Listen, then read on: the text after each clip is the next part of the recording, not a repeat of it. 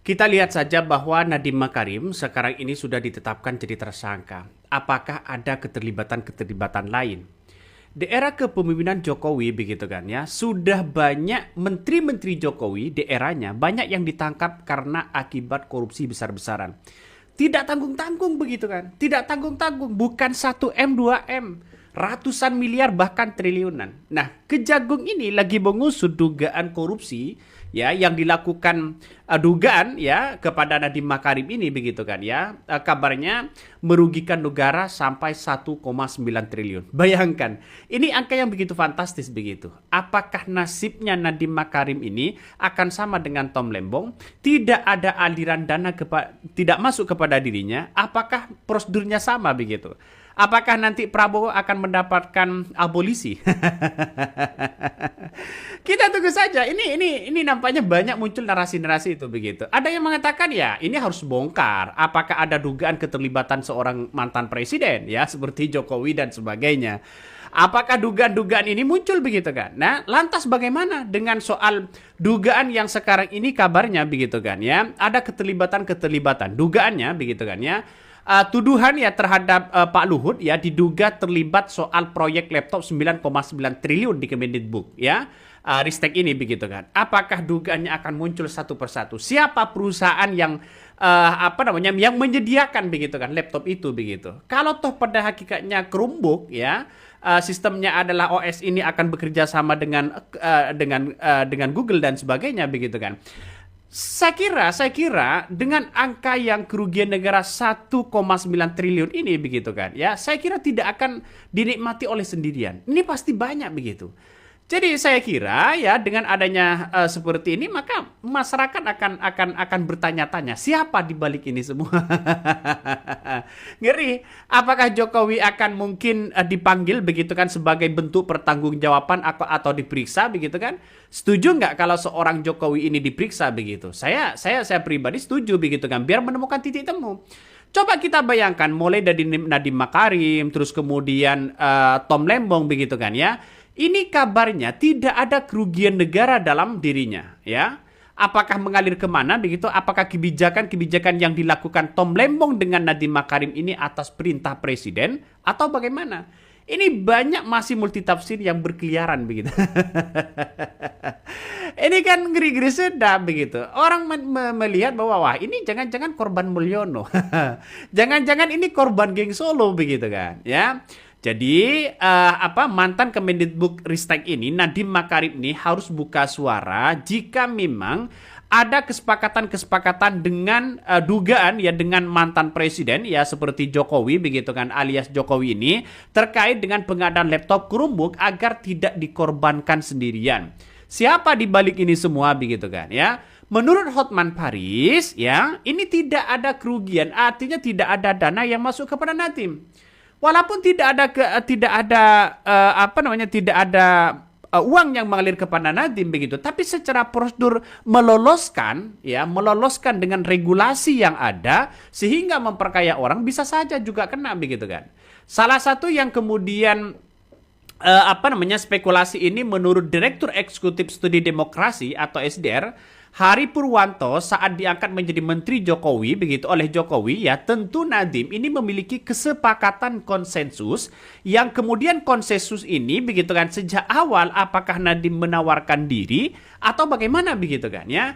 Nah ini perlu dilakukan ya memeriksa begitu kan ya seperti halnya ketika kasus mantan Menteri Perdagangan Tom Lembong begitu kan ya seharusnya Jokowi juga kalau bisa begitu kan diperiksa begitu kan entah sebagai saksi entah ini atas perintah dari seorang Jokowi atau perintah atasan dan sebagainya lewat misalnya musyawarah kabinet atau rapat kabinet dan sebagainya begitu kan ya kita lihat saja nanti. Makanya kalau Tom Lembong ini sama kasusnya Nadiem Makarim ini sama kasusnya dengan Tom Lembong, maka kemudian ya siapa yang bertanggung jawab pada akhirnya begitu. Nah, kalau sudah ditetapkan tersangka dari Kejagung, nampaknya apakah ini Kejagung akan salah kembali begitu kan ya.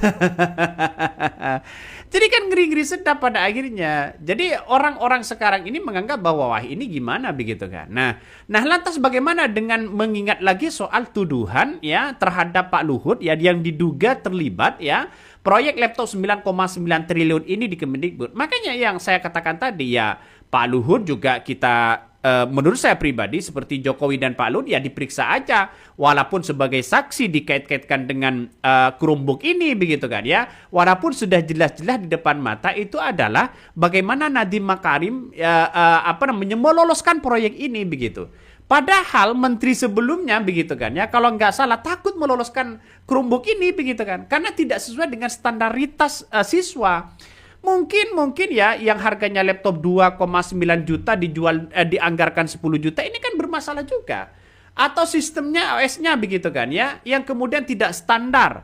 Artinya kalau spek-nya rendah tiba-tiba dianggap spek tinggi ini kan juga keliru juga begitu kan. Ya makanya Kejaksaan Agung ya Kejagung ini tengah juga mengusut ya dugaan korupsi pengadaan laptop ya untuk digitalisasi pendidikan dan Kementerian Pendidikan Kebudayaan, Riset dan Teknologi ini begitu kan ya sejak 2019-2022. Proyek itu menggunakan anggaran negara cukup besar ya kalau nggak salah 9,9 triliun.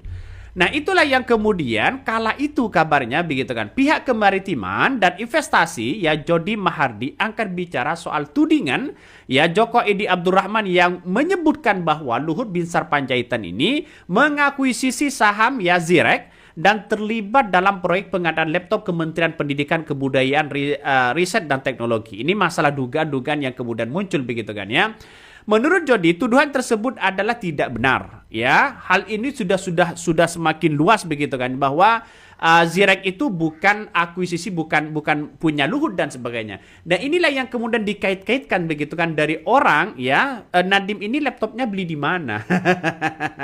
Karena banyak pengakuan yang kemudian muncul di berbagai media sosial. Nah, dengan bantahan inilah yang kemudian saya kira Kejaksaan Agung bisa menelusuri siapa yang kemudian pasti Nadiem nanti akan diperiksa juga begitu kan ya atas perintah siapa, bekerja sama dengan siapa, itu pasti akan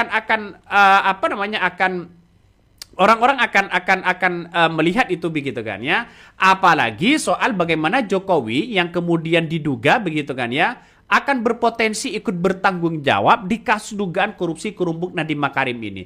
Kalau Jokowi berpotensi bertanggung jawab ya silakan biar menemukan titik temu begitu kan. Saya setuju sekali dengan pendapat Hotman Paris kalau tidak ada aliran dana kepada Nadiem, maka kemudian kasusnya mungkin akan mirip seperti Tom Lembong. Walaupun ini adalah atas perintah dari atasan. Atas perintah dari siapa? Ya dari sidang kabinet. Kemudian dari Jokowi begitu sebagai seorang presiden. Kan pernah Nadiem Tom Lembong mengatakan ya ini atas perintah Jokowi begitu. Akankah Nadiem Makarim ini akan mengucapkan yang sama? Kalau mengucapkan yang sama berarti siapa yang salah dong begitu kan ya. Beberapa kali seperti kasus Tom Lembong dan sebagainya begitu kan ya. Bahkan ya potensi tanggung jawab hukum ya mantan Presiden Joko Widodo ini dalam kasus dugaan korupsi Chromebook ya oleh tersangka mantan Kemendikbud Ristek begitu kan ya Nadiem Makarim ya yang sekarang ini ditetapkan jadi tersangka. Maka pendapat ini kemudian disampaikan oleh dosen hukum pidana dari Fakultas Universitas Indonesia, Feby Mutiara Naslon, ya dia menjelaskan bahwa aturan hukum pidana ya berlaku pada siapa saja ya tanpa terkecuali termasuk presiden apabila ya terbukti terlibat secara aktif di dalamnya. Makanya yang saya katakan tadi kalau Hotman Paris mengatakan sama kasusnya dengan Tom Lembong, maka berarti ini atas perintah siapa begitu kan. Nah, ia menekankan prinsip dasar dan hukum pidana yang mengatur setiap orang yang turut serta melakukan tindak pidana bisa dimintai pertanggungjawaban. Ya salah satunya siapa begitu. Silakan misalnya Jokowi didatangkan begitu kan ya untuk diperiksa ya sebagai bentuk saksi atau siapa begitu, silakan begitu, tidak ada masalah. Tidak ada yang kebal hukum di negara kita. Artinya apa? Transparansi hukum kepada siapapun, ya namanya keadilan ini akan tetap sama di mata hukum siapapun begitu. Lalu kemudian kalau mantan presiden takut diperiksa, takut ini misalnya nggak boleh seperti itu begitu. Ini negara hukum, semuanya akan sama tanpa terkecuali begitu kan ya. Makanya dengan adanya situasi dan kondisi saat ini begitu kan ya, maka jelas kalau Jokowi ini tidak diperiksa begitu, maka ini akan menjadi satu kerugian besar kepada Nadiem Makarim. Kenapa? Ya siapa yang menjalankan ini semua begitu kan? Apakah Nadiem Makarim? Apakah meloloskan ini semua dengan kebijakan-kebijakan Nadiem Makarim tanpa atas perintah dari seorang Jokowi?